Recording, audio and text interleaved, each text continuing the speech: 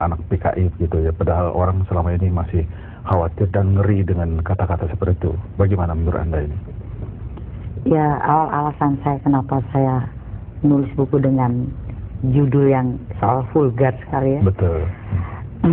Itu sederhana aja sih Mas. Sebenarnya ada dua alasan. Memang saya merasakan sebagai anak korban yang zaman Orde Baru, stigma yang diberikan kepada saya, salah satu anak korban yang demikian jutaan, itu dengan stigma yaitu Dokter Ning anak PKI, sempat sampai klinik saya ditutup, izin praktek diturunkan, dengan semua lurah di daerah Ciledug berpidato di kader Golkar, di tempat pengajian, bahkan selebaran-selebaran yang mendiskreditkan saya, sempat ditumpuk di musola, masjid-masjid, dan penangkapan kepada saya waktu itu.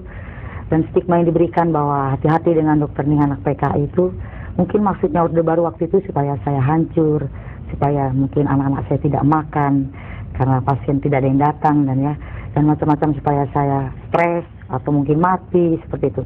Tapi justru terbalik. Jadi dengan adanya Orde Baru membuat stigma seperti itu dikampanyekan kemana-mana, justru malah buat saya kampanye gratis, jadi makin populer saya, makin terkenal, jadi orang mau tahu mana sih Dokter Ning itu anak PKI gitu. Saya justru jadi bangga dengan itu ya.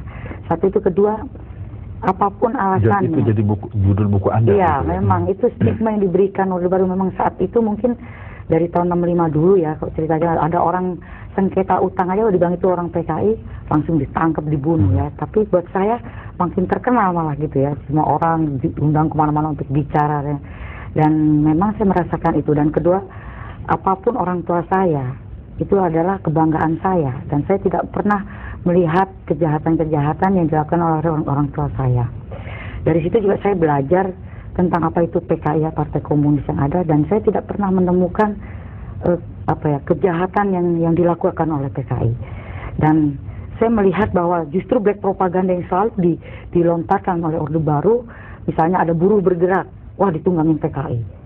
Tani memperjuangkan hak tanahnya, dibilang ditunggangin PKI. Tapi saya nggak pernah dengar bahwa koruptor itu kok ditunggangin PKI. Jadi kesimpulan saya, kalau gitu PKI itu berpihak pada rakyat tertindas gitu ya.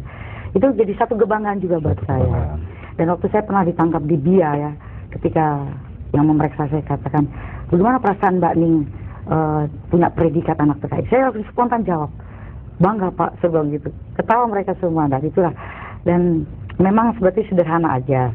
Dengan buku itu kenapa dibikin judul yang sangat vulgar, dan itu juga ada tujuan saya membangkitkan anak-anak yang senasib dengan saya, yang sampai sekarang merasa mereka minder, mereka merasa kayak ketakutan, bahkan ada yang menghujat orang tuanya seperti itu. Berhentilah seperti itu.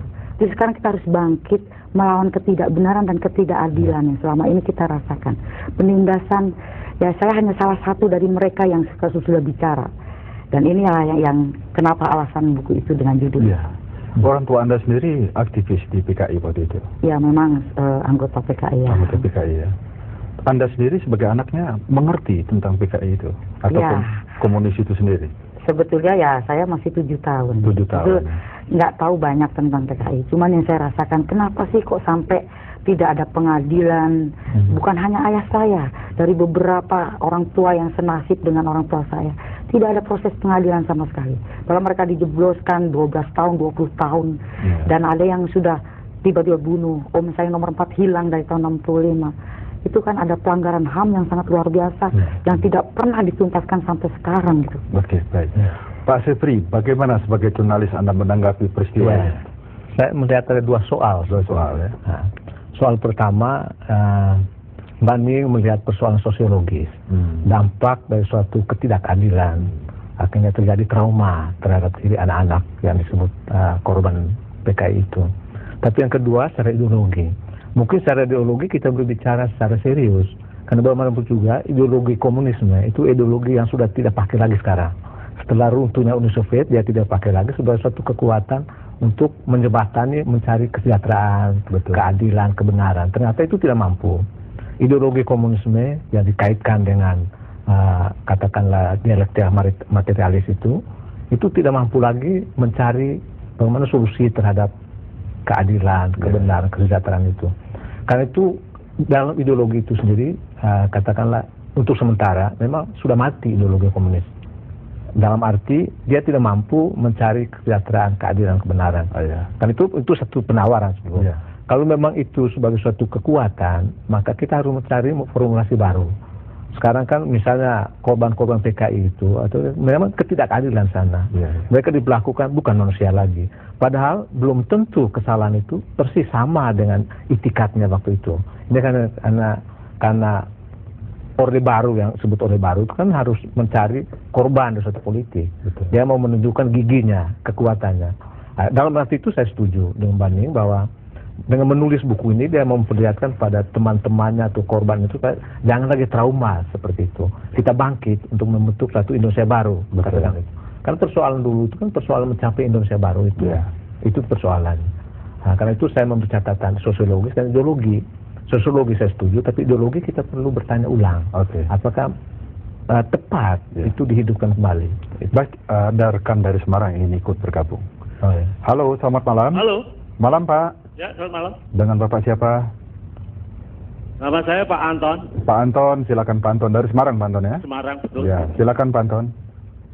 Saya juga salah satu korban seperti ibu yang di tengah tadi. Ya, Ibu Ning ya? Ya.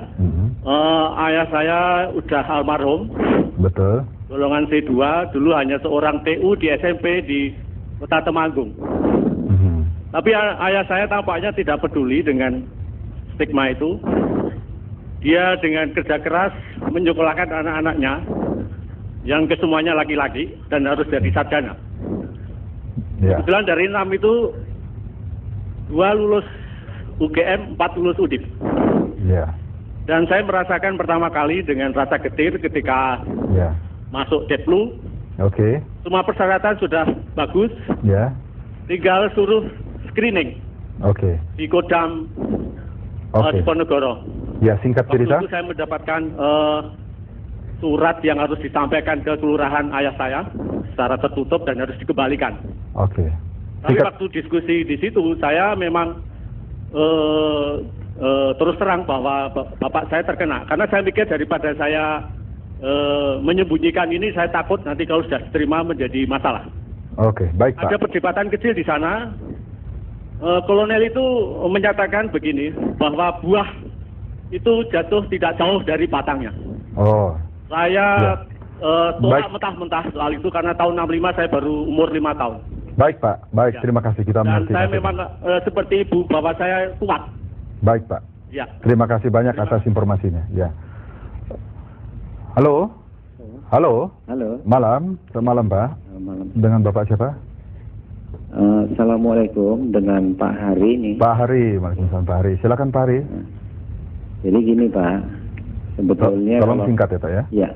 Nah, jadi gini Pak, kalau di dunia ini yang kita ketahui, yang berkuasa itu memang Yahudi, Nazi, dan komunis. Jadi sebenarnya ini kalau kita amati ya, sebenarnya pun saya pun masih muda, tetapi kalau kita amati, dulu kita sudah pernah zamannya Soekarno cenderung dengan blok timur, kemudian zaman Orde Baru cenderung ke blok barat.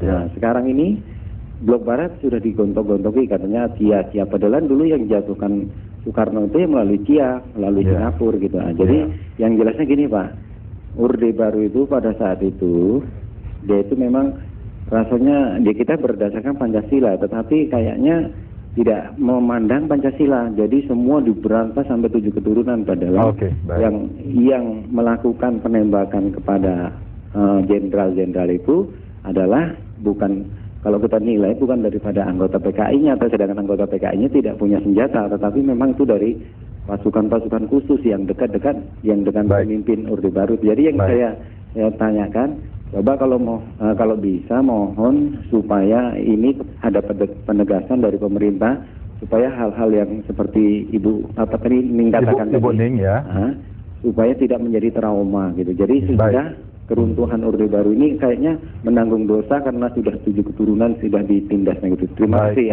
Terima kasih. Baik pemirsa, sebelum kita jawab beberapa pemirsa tadi, tapi kita ikuti dulu pesan-pesan berikut ini.